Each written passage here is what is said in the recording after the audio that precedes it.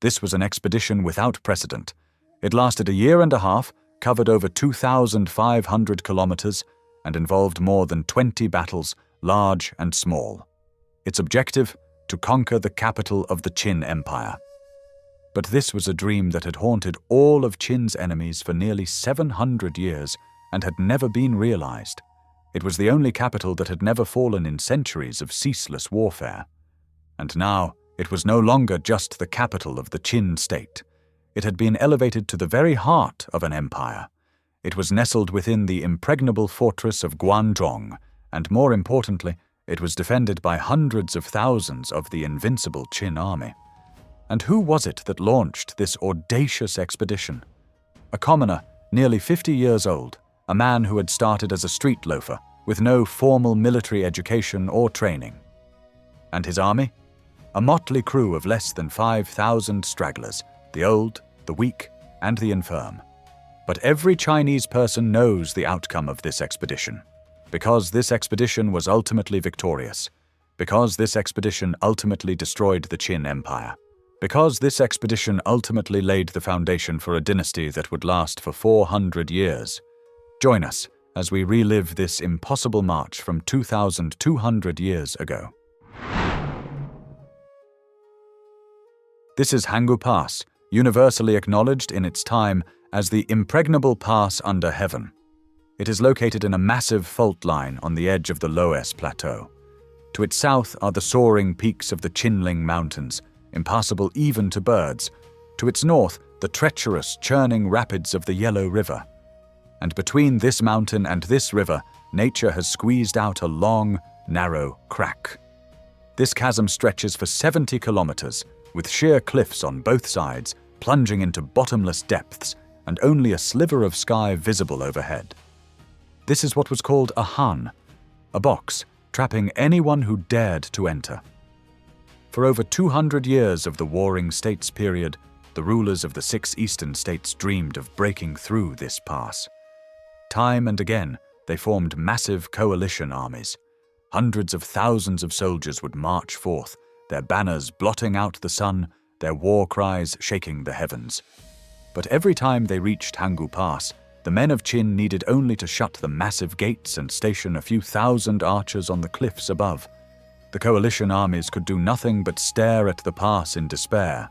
They left behind mountains of rotting corpses without ever touching an inch of Qin soil. Because of this pass, China was geographically and psychologically split in two.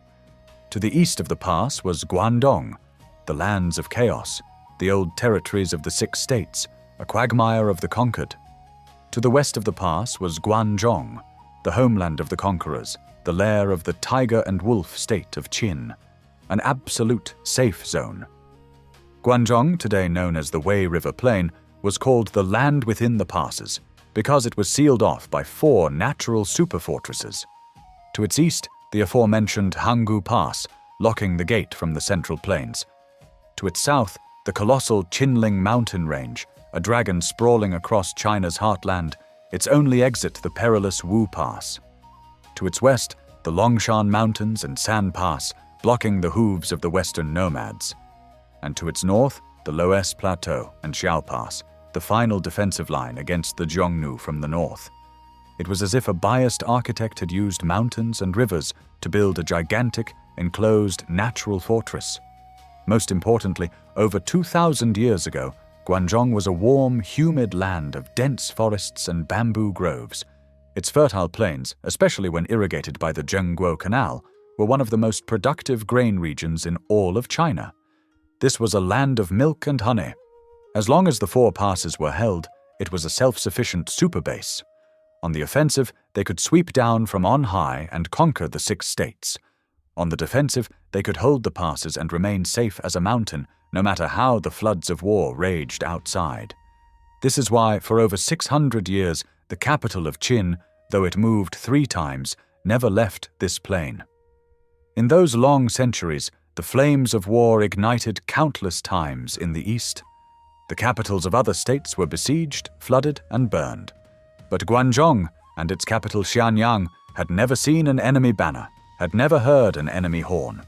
The one and only time the eastern enemies broke through Hangu Pass, it took them a combined force of hundreds of thousands of men and 3 years of bloody fighting. And even after breaking through, they were too exhausted to advance further. They made peace with Qin and retreated, without ever even laying eyes on Xianyang. To the people of the eastern states, Xianyang was not just a city. It was a myth, an invincible totem. In the collective subconscious of the era, the capital of the great Qin Empire was simply unconquerable. So when the year 208 BC arrived, and the new king of Chu, a man of royal blood, though raised as a shepherd, made a famous proclamation, all the heroes of the land were stirred. This leader of the anti-Qin alliance, a man with an innate political genius, declared, "He who first enters and pacifies the land within the passes shall be its king." Whoever could lead his army into that unconquered land, whoever could plant his banner on the walls of Xianyang first, would be the new king of Guanzhong, the king of Guanzhong, a title that was tantamount to king of Qin, and perhaps even the future lord of all under heaven. Whoever took Guanzhong would inherit the vast legacy accumulated by the Qin Empire over centuries: countless gold, mountains of grain, complete census records, and that ultimate seat of power from which one could attack or defend at will. The warlords were ecstatic. The generals' eyes burned with greed. Everyone was eager to try. Everyone thought they had a chance to pluck the brightest jewel from the imperial crown. But after the initial excitement came a chilling reality. They looked at the map, at that dark, ominous line of Hangu Pass, at that forbidden land locked by 4 fortresses, and they shuddered. It was a death trap, a dead end, a place only an immortal could fly into. Who would dare to go? No one dared, and that included Liu Bang. At this point, Liu Bang was barely a player. A street loafer by origin, he had stumbled into leading a local rebellion, suffered defeat after defeat, and had only found his footing by joining the army of the great Chu general Xianyang. He had fought alongside Xianyang, becoming a sworn brother to Xianyang's nephew, the brilliant young warrior Yu, who was 20 years his junior. Liu Bang had earned some merit and the king of Chu's favor and was made a marquis. But now, the anti-Qin forces were facing their darkest hour. Xianyang had just been killed in battle by the Qin army. The victorious Qin forces were now marching north, besieging the king of Zhao in the small city of Julu. The allied armies that had come to the rescue were too terrified to fight. The situation in the north was critical. It was against this backdrop that the king of Chu made his famous proclamation to galvanize his wavering allies. But few responded. To be precise, only 2 men volunteered to march on Guanzhong: Xiang Yu, who was burning to avenge his uncle's death, and Liu Bang, the newly minted marquis. The king and his ministers debated fiercely. They decided that the hot-headed Xiang Yu was not suited for the western expedition. Instead, they sent him north with 50,000 elite troops to relieve the siege of Julu, and Liu Bang was entrusted with the Great Western Campaign, with the official reasoning that this nearly 50-year-old upstart was a generous and senior elder. Eager to prove his worth, Liu Bang accepted. Then he asked, "How many men do I get for this campaign?" The king replied, "Men? Don't you already have 5,000? The histories do not record Liu Bang's reaction. They simply state that he accepted the order, returned to his fiefdom, gathered the battered remnants of Xianyang's defeated army, added them to his own small band of followers, and with a few thousand stragglers, he set off, like a parade of beggars. And so, the expedition that would shape Chinese history for millennia began, with no fanfare at all. In theory, there were 3 routes to Guanzhong. Route 1, the central path. March west, straight to Hangu Pass. This was the royal road, a path only the strongest dared to take. It was lined with fortresses the Qin had built over centuries. Route 2, the northern detour. March north, cross the Yellow River, then find a way to cross it a second time to enter Guanzhong. This route bypassed Hangu Pass, but with the military technology of the time, river crossings were suicide missions. Route 3, the southern path. March south, then plunge into the treacherous Qinling Mountains to challenge the fortress of Wu Pass. This was the longest and most difficult route. And even after Wu Pass, there were more layers of defense. Not to mention, if the supply line for a few thousand men was cut in the mountains, they would starve to death without the Qin army even lifting a finger. The central path was impassable. The northern path was impossible. The southern path was unwinnable. This was the reality Liu Bang faced at the start of his journey. No road to heaven, no gate to the earth. Liu Bang's only chance of survival was to be evasive. He had to be like a nimble mouse, darting between the stomping feet of the Qin elephant. To do that, he had to figure out where the main Qin forces were. At the time, the Qin Empire, though besieged, still held 4 aces. The first was the Great Wall Army. These were the elite troops left by the legendary General Meng Tian, now led by Wang Li. They had already left the northern frontier and were marching south, closing like iron pincers around the city of Julu.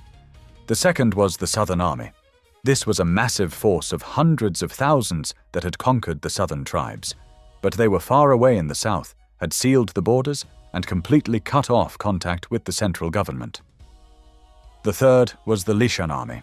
This was the miracle army formed from convicts and slaves by the brilliant General Zhang Han. They had just crushed Xianyang and were now marching north, full of confidence, to join forces with Wang Li and annihilate the state of Zhao. To fill the vacuum east of Hangu Pass, the Qin court had dispatched a new mobile army, drawn from the elite garrison of the capital, Xianyang. The commander of this army was a famous Qin general named Yang Xiong. He had already charged out of Hangu Pass and was now using the region around Luoyang as a base to frantically extinguish every spark of rebellion in the east. Yang Xiong's presence completely blocked Liu Bang's path to the west.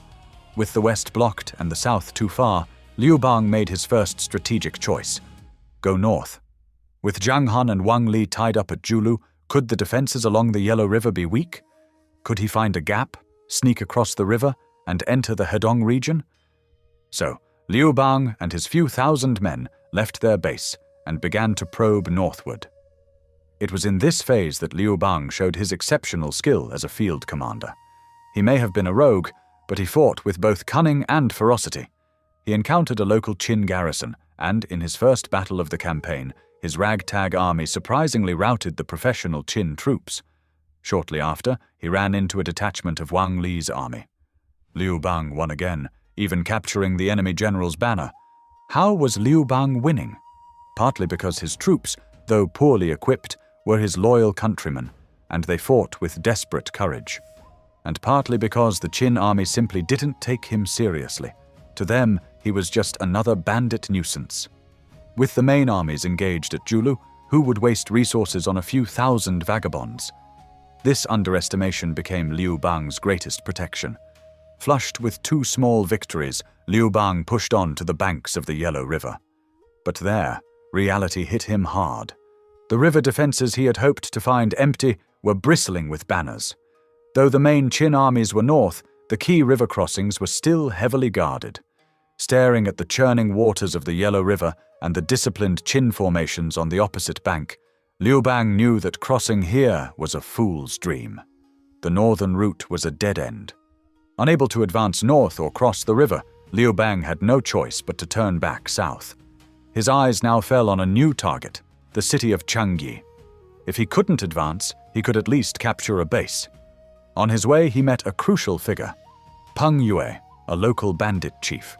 The 2 grassroots kings hit it off immediately and decided to join forces. Together, they launched a fierce assault on Changyi. But this was where Liu Bang's army showed its fatal weakness. They were raiders, not soldiers. They could win skirmishes and ambushes, but they had no idea how to conduct a proper siege. Against the high walls and organized defenses of Changyi, their joint army was like a swarm of flies against a stone wall.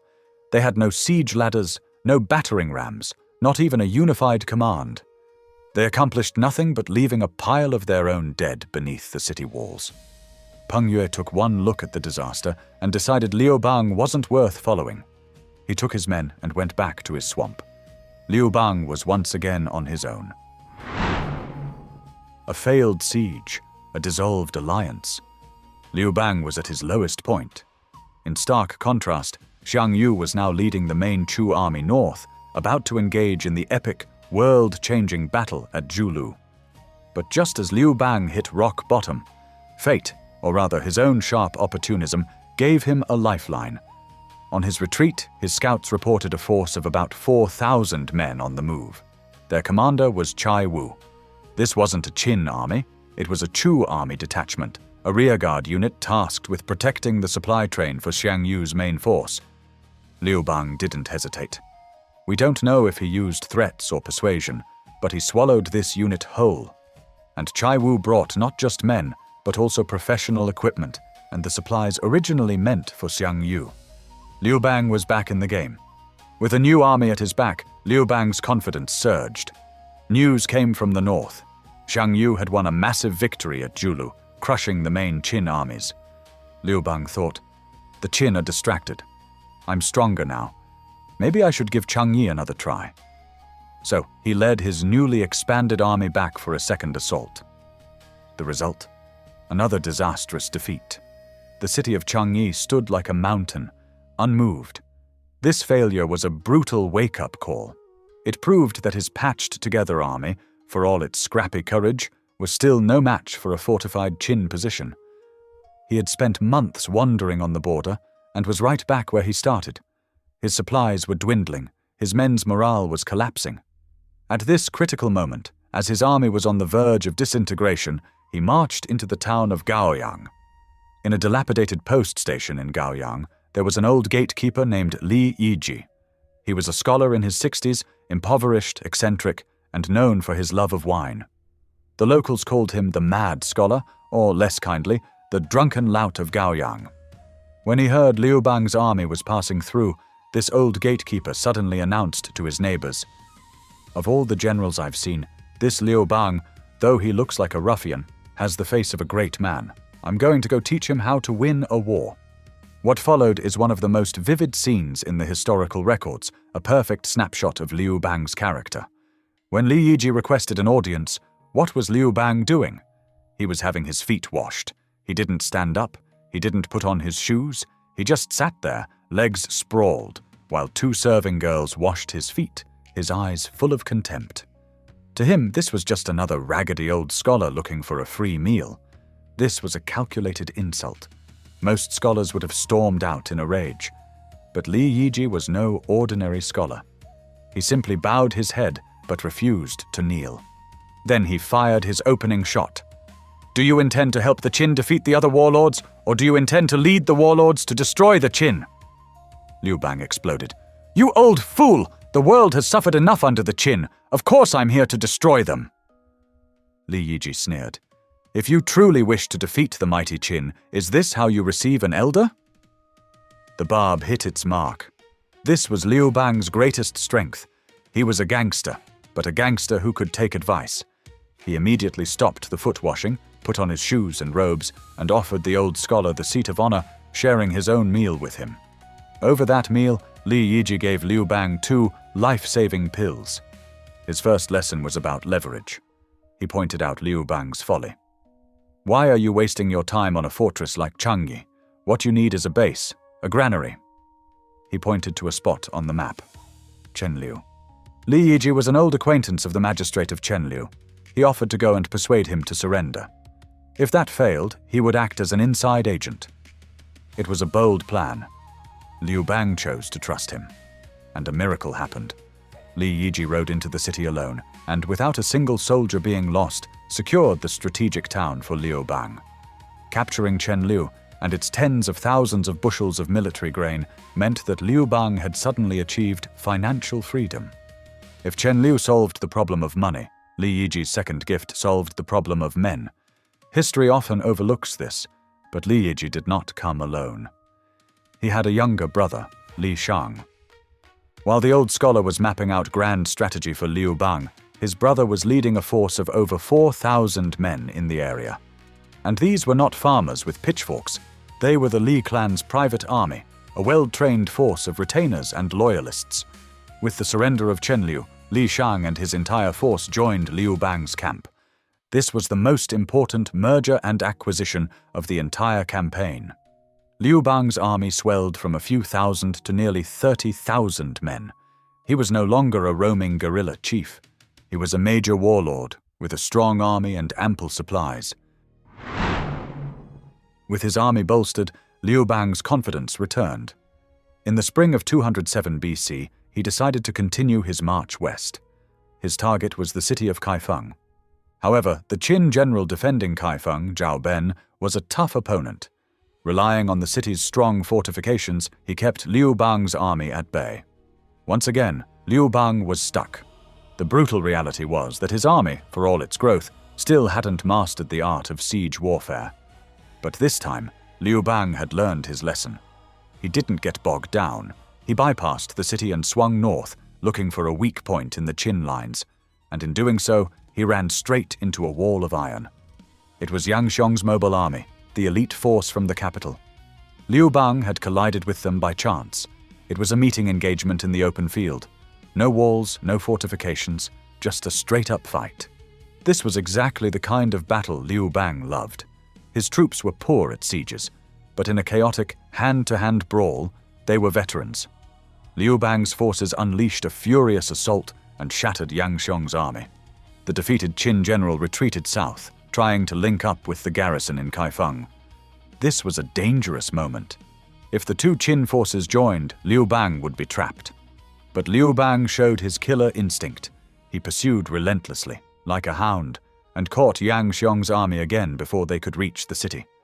Another brutal field battle, another stunning victory for Liu Bang. Yang Xiong's army was broken. He fled west in disarray. There's a tragic postscript to this. When Yang Xiong reached the safety of a nearby city, he was not given a chance to rest. An envoy from the Qin court arrived and had him executed for incompetence. This was the political reality of the late Qin.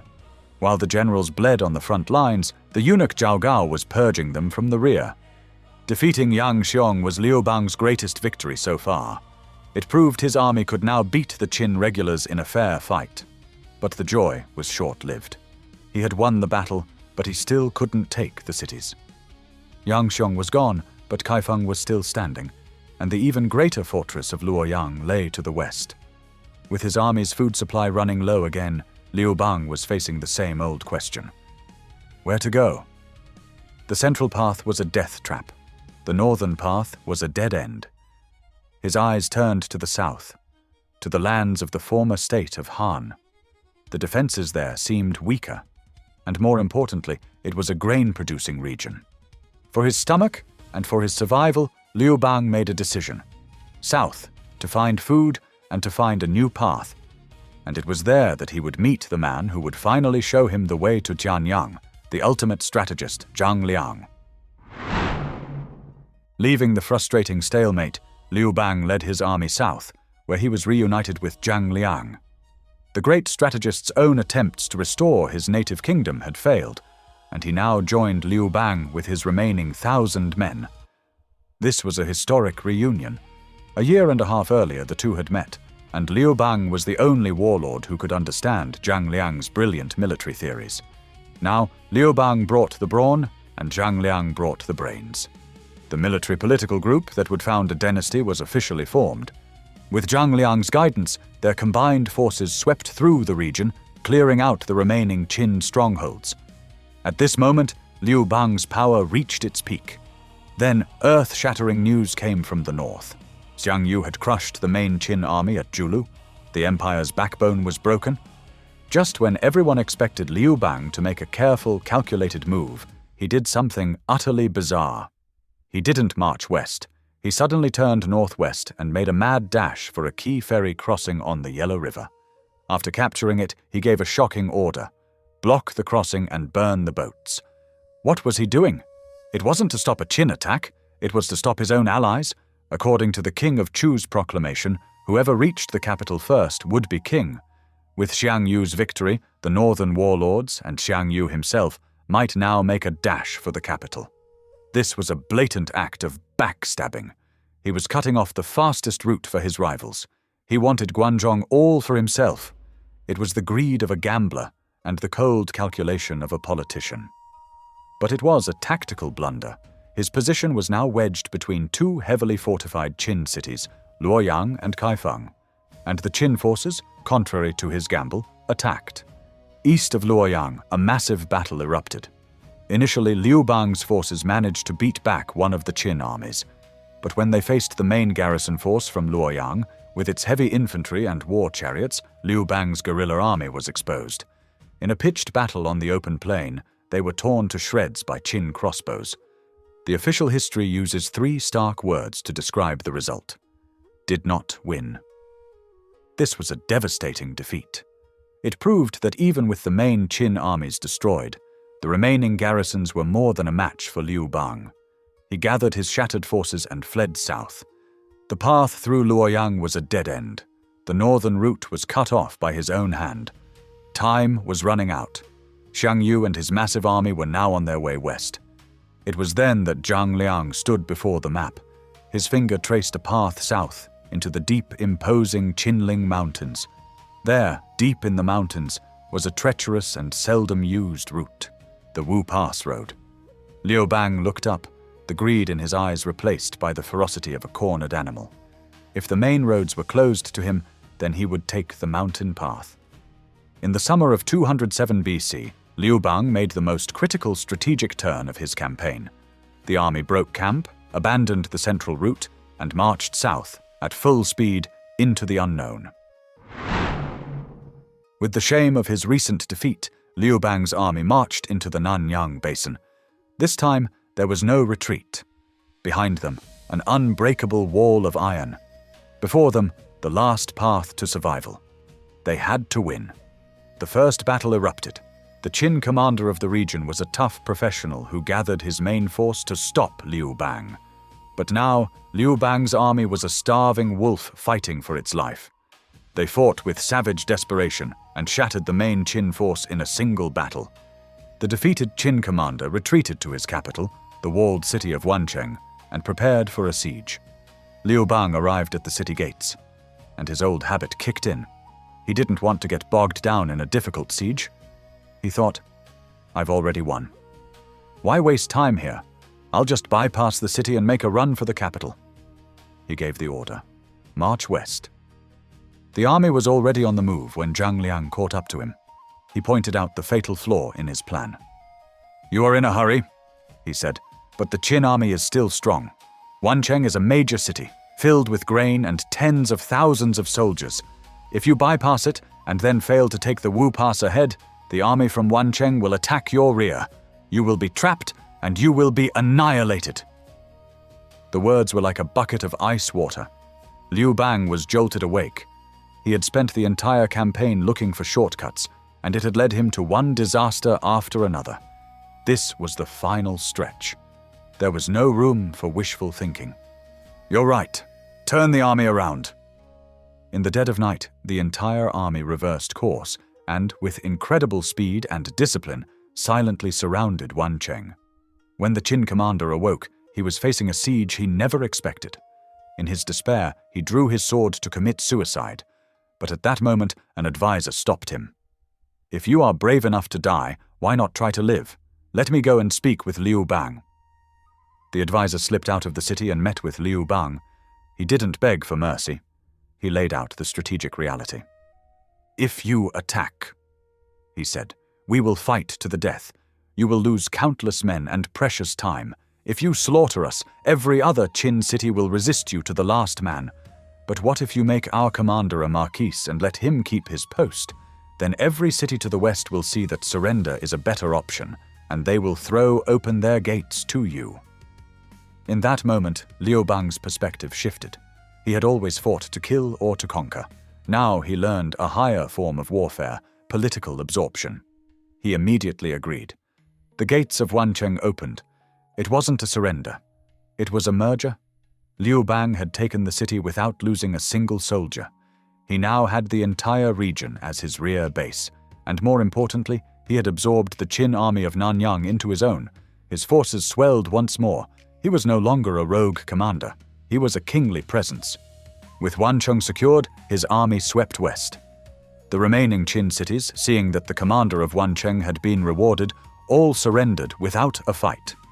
Liu Bang had finally reached the southern gate of the Qin Empire, Wu Pass. The Qin general at Wu Pass, though he had heard of the surrender of Wancheng, was determined to resist. In the past, Liu Bang would have launched a bloody assault. Now he was smarter. He used deception. He planted countless banners in the mountains to create the illusion of a massive army. At the same time, he sent his envoys into the pass with chests of gold and jewels to bribe the Qin general. The general was swayed. He was on the verge of agreeing to an alliance with Liu Bang to share the rule of Guanzhong. Was this how Liu Bang would enter the Promised Land? While the Qin general at Wu Pass was celebrating his new alliance, Zhang Liang gave his final cold-blooded advice to Liu Bang. "The general may want to surrender," he said, "but his men may not. They are still loyal to Qin. We should attack them now, while their guard is down." Liu Bang didn't hesitate for a second. In the face of ultimate victory, honor was a luxury he could not afford. Liu Bang's army, moving like ghosts in the night, launched a surprise attack. Wu Pass, the southern gate to the Promised Land, fell in a single, treacherous assault. It was not a glorious victory, but it was a brutally effective one. It marked Liu Bang's final transformation from a generous elder into a ruthless and mature politician who would do anything to win. With Wu Pass breached, the capital, Xianyang, was thrown into panic. The Qin Empire itself had just undergone a bloody coup. The last ruler of Qin, Xianyang, had just assassinated the traitorous eunuch Zhao Gao in a daring act of personal courage. Xianyang was no fool. He was brave and shrewd. Given 10 years, he might have saved the dynasty. But history gave him only a few days. As he emerged from the palace, holding Zhao Gao's head, he was met with the news that Liu Bang's army had broken through Wu Pass. Xianyang did not flee. He made one last, desperate stand. He gathered the last of the palace guards, even armed the convicts of Guanzhong, and set up a final defensive line at Yao Pass. It was the last lock on the gate to Xianyang. Liu Bang's army arrived. Facing the cornered and desperate Qin army, he was tempted to launch a frontal assault. But Zhang Liang stopped him again. "They are fighting with the courage of despair. A direct attack will be costly. We must use cunning." What followed was a masterclass in tactical deception. First, a show of force. Liu Bang ordered his men to create the illusion of a massive army with countless banners and campfires. The defenders at Yao Pass were terrified. Second, a political feint. The envoys were sent in again with bribes. The Qin commanders wavered. Third, the fatal blow. While the Qin forces were expecting to negotiate, Liu Bang, on Zhang Liang's advice, took a secret mountain path and appeared behind their lines. The battle was over before it began. After the fall of Yao Pass, Liu Bang gave the Qin no time to breathe. He caught up with the fleeing remnants of the Qin army at Lantian, just south of the capital. It was a battle of annihilation. The last professional army of the great Qin Empire was wiped from the face of the earth. Xianyang, the great capital that had stood unconquered for 600 years, was now naked and defenseless before Liu Bang. In the 10th month of 207 BC, Liu Bang's army arrived at the outskirts of the city. One grey morning, the gates of Xianyang opened. There was no final heroic battle. A single white carriage emerged. In it sat Xianyang, the last king of Qin, dressed in the white robes of mourning, a silken cord tied around his neck in a symbol of surrender. In his hands, he held the imperial jade seal and the tiger tallies that commanded the armies. By the side of the road, Liu Bang watched in silence. 2 years ago, he was a failed rebel chief. 1 year ago, he was a defeated fugitive. 1 year ago, no one believed he would make it here alive. But he had. He had not taken the suicidal path to Hangu Pass. He had not attempted the impossible crossing of the Yellow River. He had found life in the midst of despair, exploited human nature in the great game of power, and learned patience through failure. With his army of peasants, butchers, and clerks, he had completed an impossible quest. Xianyang knelt before Liu Bang's horse and presented the seal. Liu Bang dismounted and untied the cord from Xianyang's neck. In that moment, the winds of an era shifted. The age of the great Qin was over. And at that very moment, an enraged Xiang Yu, with his 400,000-strong army, was racing towards the pass, having just buried 200,000 surrendered Qin soldiers alive to speed up his march.